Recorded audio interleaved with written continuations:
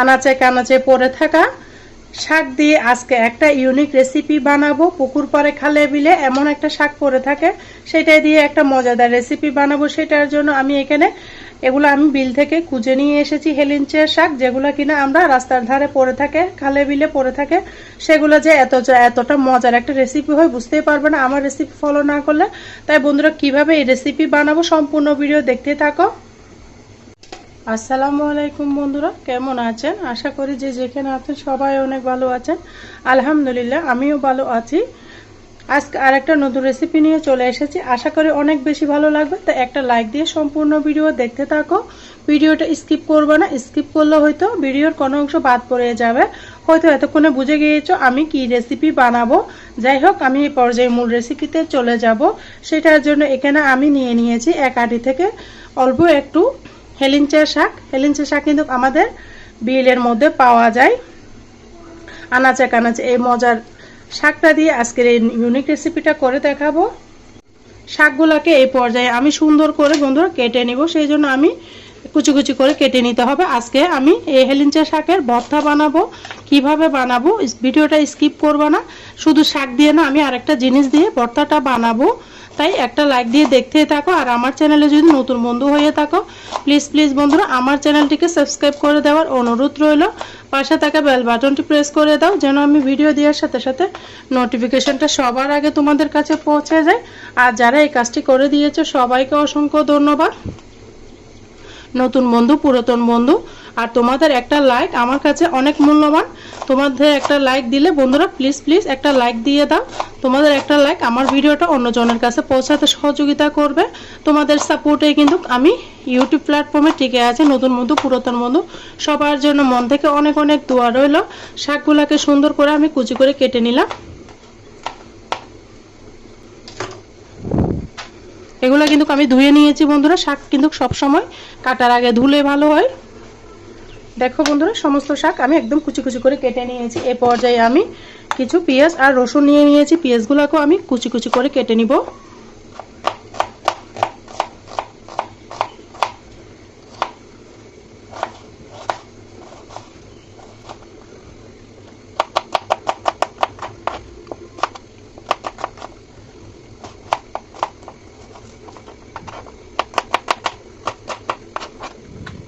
দেখো বন্ধুরা, পেঁয়াজগুলো কেটে নিলাম। এই পর্যায়ে আমি রসুনগুলোকে কুচি করে কেটে নিব। আমি যেহেতু আজকে ভর্তাটা কোনো বাটনার মধ্যে বাটবো না, হাতে বানাবো, সেই জন্য সমস্ত কিছু আমি হাত দিয়ে কুটে নিচ্ছি। দেখতে পাচ্ছ একদম কুচি কুচি করে কাটা হয়ে গিয়েছে।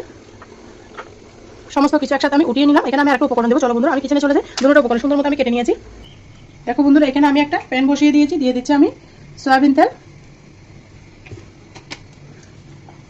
তেলটা পাতিলের চারপাশে ছড়িয়ে দিচ্ছি। এ পর্যায়ে আমি আলুগুলোকে বন্ধুরা কেটে নিয়েছি, কেটে একটু সিদ্ধ করে নিয়েছি। এভাবে সিদ্ধ করে আলু হাফ সিদ্ধ করে নিয়েছি, প্রায় 80% একটু বেশি সিদ্ধ করেছি। তারপর আলুগুলো আমি তেলের মধ্যে দিয়ে দিচ্ছি। দিয়ে আলুগুলোকে সুন্দর করে আমি ভেজে নিব, একটু লাল লাল করে ভেজে নিব। এভাবে আলু ভেজে যে কোনো ভর্তাটা দিলে খেতে কিন্তু অসাধারণ লাগে বন্ধুরা। আর আলুগুলো কিভাবে কাটছে দেখতে পাচ্ছ, একদম পাতলা পাতলা করে আমি কেটে নিয়েছি। এখানে আমি একটা মিডিয়াম সাইজের আলু দিয়েছি, তোমরা চাইলে আরো বেশি করে দিতে পারো।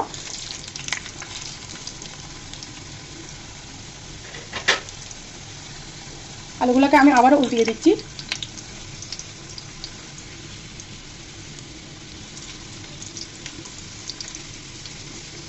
দিয়ে আমি ঢাকনা দিয়ে ঢেকে দিলাম যেন তাড়াতাড়ি সিদ্ধ হয়ে যায়, সেই জন্য।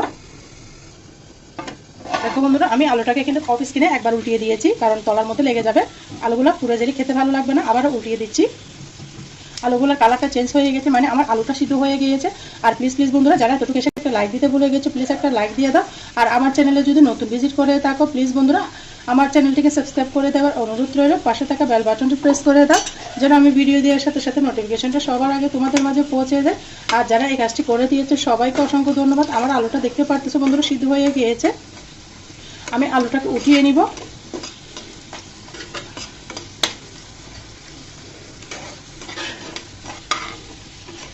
একটা প্লেটের মধ্যে আমি আলুটাকে উঠিয়ে নিচ্ছি। দেখো বন্ধুরা, সমস্ত আলু আমি উঠিয়ে নিলাম।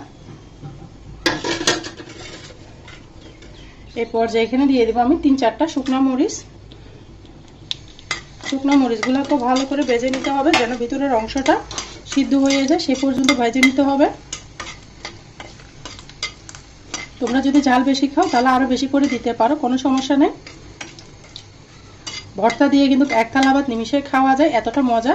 যে কোনো ভর্তার রেসিপি থাকলে গরম ভাতের সাথে ধোয়া ওঠা গরম ভাতের সাথে দুপুরে ডিনারে কোনো কিছু জুড়ি থাকে না, এতটা মজা। মরিচগুলোকে আমি সুন্দর করে উঠিয়ে নিচ্ছি। এই পর্যায়ে দিয়ে দেবো কেটে রাখা পেঁয়াজ আর রসুনগুলো। পেঁয়াজ রসুনগুলোকে সুন্দর করে ভেজে নিব।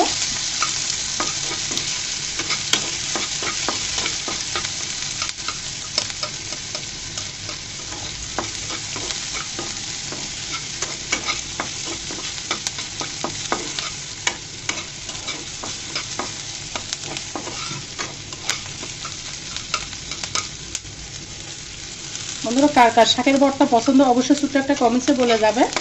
আর কে কোথা থেকে আমার ভিডিওটা দেখতেছো ছোট্ট একটা কমেন্টসে বলো, তাহলে আমি সবাইকে ধন্যবাদ জানাতে পারবো। এগুলো ভাজা ভাজা করে নিব। দেখো বন্ধুরা পেঁয়াজগুলো আমার ভাজা ভাজা হয়ে গিয়েছে, আমি এই পর্যায়ে উঠিয়ে নিব। পেঁয়াজ ভেজে ভর্তা করলে কিন্তু ভর্তার স্বাদ দ্বিগুণ বেড়ে যায়। আর দীর্ঘক্ষণ থাকে, সকালে বানালে রাত পর্যন্ত কিন্তু এই ভর্তাটা ভালো থাকবে, নষ্ট হবে না।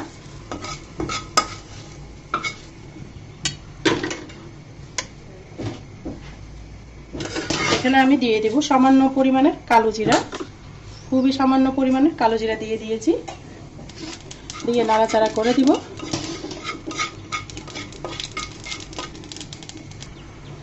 এই কালো জিরাগুলোকে উঠিয়ে নিব।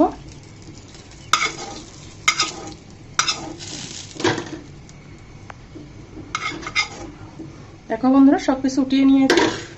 এই পর্যায়ে আমি কেটে রাখা শাকগুলো দিয়ে দিলাম।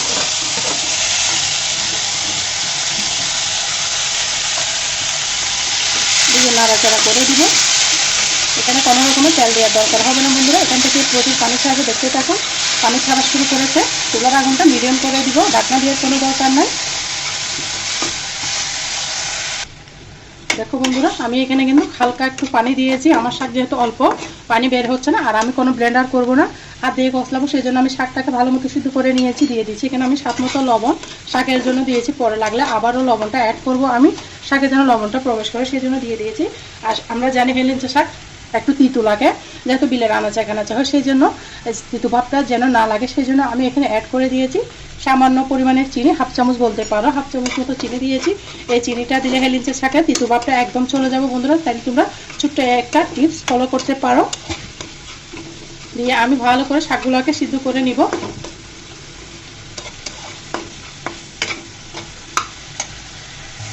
দেখো বন্ধুরা শাকটাকে আমি একদম ভাজা ভাজা করে নিয়েছি, সমস্ত পানি শুকিয়ে নিয়েছি। তোমরা এভাবে শাকটাকে ভালো করে টালে নিবে, তাহলে শাক থেকে একটা সুন্দর ফ্লেভার বের হবে।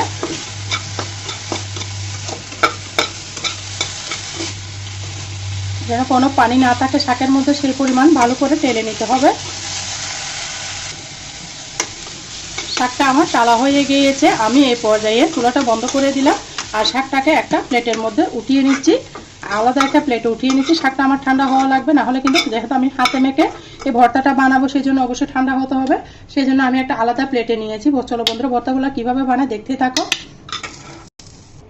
দেখো বন্ধুরা সবার ফার্স্টে আমি কাঁচা শুকনো মরিচগুলোর থেকে বটুটা ছুটিয়ে নিব। সামান্য পরিমাণে লবণ দিয়ে শুকনো মরিচটাকে আগে দিয়ে সবার প্রথমে কিন্তু শুকনো মরিচটাকে কষলিয়ে নিতে হবে ভর্তা, না হলে কিন্তু লবণ দিতে হবে অবশ্যই, না হলে কিন্তু হাতের মধ্যে জ্বলবে। অবশ্যই লবণ দিয়ে কিন্তু এই শুকনো মরিচগুলোকে এভাবে কষলিয়ে নিতে হবে। আমি রসুন আর পেঁয়াজকে সুন্দর মতো হাত দিয়ে কষলিয়ে নিচ্ছি। আলুগুলোকে সুন্দর মতো আমি কষলিয়ে নিচ্ছি, দেখতে পারতেছ।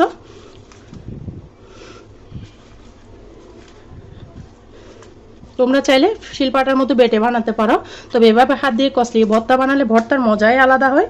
সেই জন্য আমি একটু লবণ দিয়ে আলুগুলোকেও ভালো করে কষলিয়ে নিচ্ছি। যে সুন্দর একটা গন্ধ বের হয়েছে বন্ধুরা, তোমরা এভাবে বানিয়ে নাও ভর্তা, খেতে কিন্তু অসাধারণ লাগবে। একটা আলু দিলে যে কোনো ভর্তার স্বাদ কিন্তু দ্বিগুণ বেড়ে যায়। আর যারা আলু খেতে পছন্দ করে না তারা আলুটা স্কিপ করতে পারো, কোনো সমস্যা নাই। এমনিও কিন্তু অনেক মজা হয়, তবে আলুটা দিলে বেশি মজা হয়। এই পর্যায়ে যখন আলু, পেঁয়াজ আর শুকনো মরিচগুলো ভালো করে কষলিয়ে নিব, তখনই আমি এখানে অ্যাড করে দিব ভেজে রাখা সেই শাকগুলা, হেলিঞ্চে শাক। এগুলাকে আমি সামান্য পরিমাণে লবণ দিয়ে কষলিয়ে নিব। দেখো বন্ধুরা কতটা সফট পাবে, সিদ্ধ করে নিয়েছি। তোমরা এভাবে সিদ্ধ করে নিতে পারো, হালকা একটু পানি দিলে কিন্তু ভালো মতো সিদ্ধ হয়ে যাবে।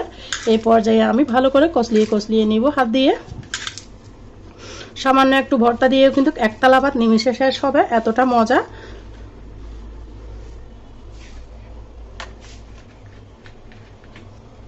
এখানে আমি অ্যাড করে দিব সরিষার তেল। সরিষার তেলটা অবশ্যই দিতে হবে, দিলে বেশি মজা হয়।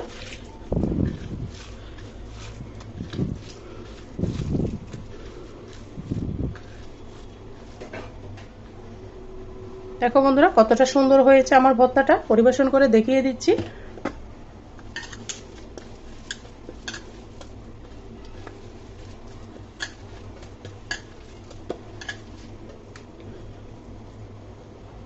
এরকম একটু যদি ভর্তা থাকে বন্ধুরা, ভাতের সাথে কিন্তু আর কিচ্ছু লাগবে না, এতটা মজা। উপর থেকে একটু সরিষার তেল ছিটিয়ে দিলে তো আরো বেশি মজা হবে। কেমন হয়েছে আমার ভর্তাটা অবশ্যই ছোট্ট একটা কমেন্টসে বলে যেও। তোমরা যারা আমার সাথে ভিডিও জুড়ে আছো সবাইকে অসংখ্য ধন্যবাদ, অনেক অনেক ভালোবাসা, সবার জন্য মন থেকে অনেক অনেক দোয়া রইলো। আমার কথার মাঝে যদি কোনো ভুল টুটি হয় সবাই আমাকে ক্ষমার দৃষ্টিতে দেখো। সবাই ভালো থাকো, সুস্থ থাকো। আল্লাহ হাফেজ। আসসালামু আলাইকুম ওয়া রাহমাতুল্লাহি ওয়া বারাকাতুহু।